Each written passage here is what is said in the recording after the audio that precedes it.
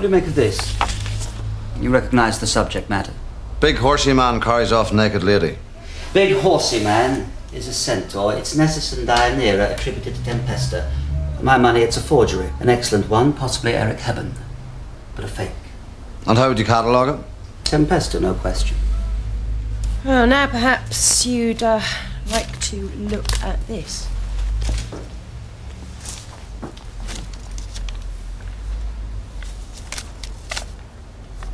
Is this note from Northern Ireland? No, it's local. Who? Can't tell you.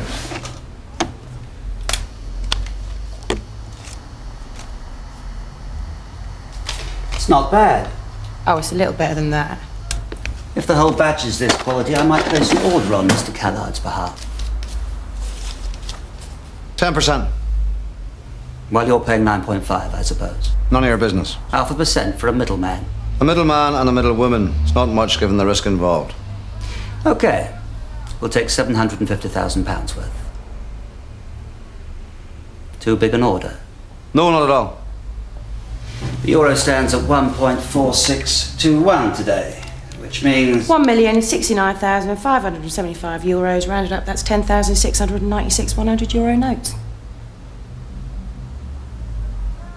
Wouldn't it be easier to carry a calculator instead of trailing that around after you? I can see why they call you a bitch. The bitch, if you don't mind. The notes need to be ready in 24 hours. Why the rush? As if I'm going to tell you.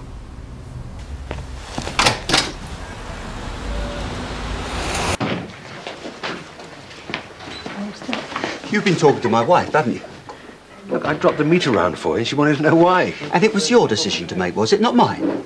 She needed to know for both your sakes. I don't want her to make any decision based on my health. Can't you understand that? What if it goes wrong? What if she loses her last chance to have a baby because I have diabetes? Isn't it better if you both know what's happening? Why is it you doctors all think you know what's best for everyone? We don't. We just try to help. Fertility treatments, IVF. You're all playing God, aren't you? It's bad enough you get people's hopes up. You interfere with nature, you interfere in people's lives. But we have to live with the consequences. Me and Jackie. Not you, Dr. Maguire. Not you. If we do go for a selective reduction, we'll have a living reminder every day of the ones that died, won't we? And we'd always wonder. Maybe they'd have been boys or girls. Maybe they'd have been good at playing football or the piano. Or anything. But what are you saying? So we might not have a lot of money. So I might not be able to work nights driving, but we can manage.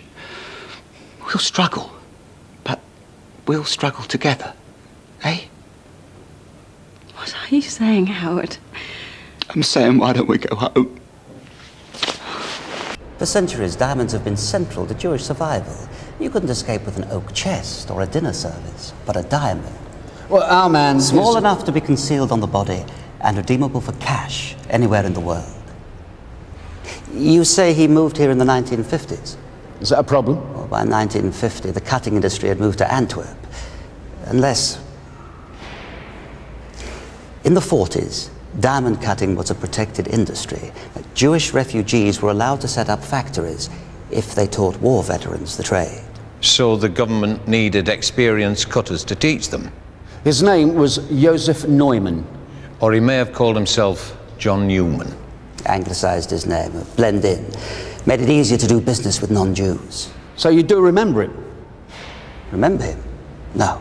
Way before my time. Your best bet is the archives. This way. Robert Halls, I believe you know my client, Mr. Grace. He realises this is a difficult time, and he's here to offer not only his condolences, but his full cooperation. You are 3 to 4 hours too early. What? Well, perhaps maybe not quite that long, obviously, but we've had 1 or 2 setbacks, and as you so kindly pointed out, this has been a difficult time. Is there a possibility you could come back this afternoon? If this is an exercise in pettiness and time... It's okay. We'll see you later. Good. Because, I'm looking forward to it. Come on. I hope this isn't going to be the complete waste of time that I think it is. Oh, no, not at all. Ah, Mickey. Where do you want it? Just on the side, that's fine. We've suffered a terrible loss of life in the fire which destroyed several parts of the building, including our CID office. And once again, may I offer my own and my clients' condolences to you and the families of those officers concerned. An attempt was made to burgle the premises that night, and the burglar was disturbed by a power cut. And in his haste, he left behind a pair of glasses. And we were lucky enough to find a piece of hair trapped inside the left-hand hinge of these glasses. And it's amazing what forensics can find from the tiniest piece of hair these days.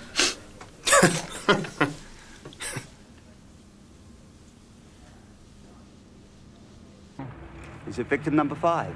It looks that way. Excuse me, Chief. And only 2 streets away from the last one. And a few streets away from the other 3, as I'm sure your readers are aware. It's my job to keep the public informed. And mine to catch the murderer, as you continually point out. At 3:15 this afternoon, Inspector Janvier and Inspector Tissot from the 18th arrondissement, in which all the murders have taken place, arrived at police headquarters accompanying a man whose face was shielded with a hat. Ah, well, Chin Chin. Cheers.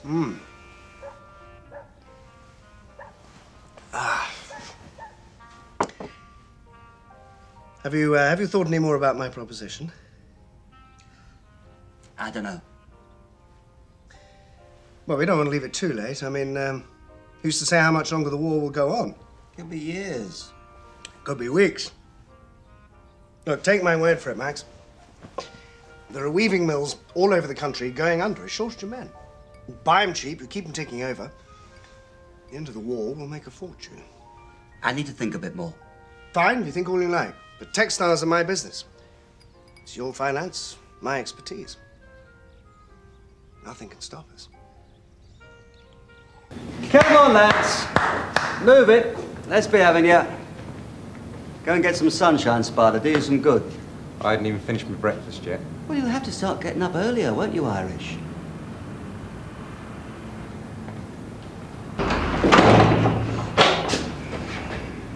Rules is in here quite a bit.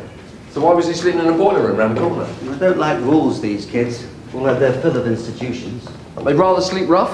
Seeing as the weather's half decent, they prefer the freedom. It was cold last night. Doesn't help having police around here all the time. Were you full up last night? I'd have to check the log. Come on, you know whether you were turning them away or not. No, we weren't. We weren't full last night. What's going on, Rick? You're normally turning them away every night. The weather's warmer, they sleep out. It's more than that, isn't it? Yes, it is, but I'm sorting it. Our way. It won't speak to you. Hello, my darling. All right. Nice motor. A chance meeting a few weeks before her disappearance had led to Sinead's friendship with a moneylender, Roger Bentley. Hello, Mrs. Templar. Hello, who's that? Yeah. What are you tooting for? Roger Bentley. Oh, Bentley, man, yeah, the oven. Do you remember? Ring the bell. It's not a big deal. What are you tooting for? Hey, I'm not in the habit of giving just things go away. Ring the bell. You know, you can just And then I won't pay, okay? What? Well, no, I tell you all the time. You know what I mean? It's giving me a headache. Darling, What? Do you know what I mean? I know you're making more noise than he is. I don't care. Next don't time, kick the car. just, Kick his car. and just ring a doorbell. It's not much. I'm sorry, mate. I'm sorry. Yeah, well, you just should know next time. I know. There's a little bit of respect, I know. isn't it? I understand. I understand. You're a nice girl. I hear this beeping. I know. My head's It spinning. drives you mad. I don't know why they do it. Here, listen. You've been good. What's that all about? That's my card. All right, yeah. That's my number. All right. All right, Roger. Roger. Yeah. Right. You give me a call anytime you fancy it. Right. All right.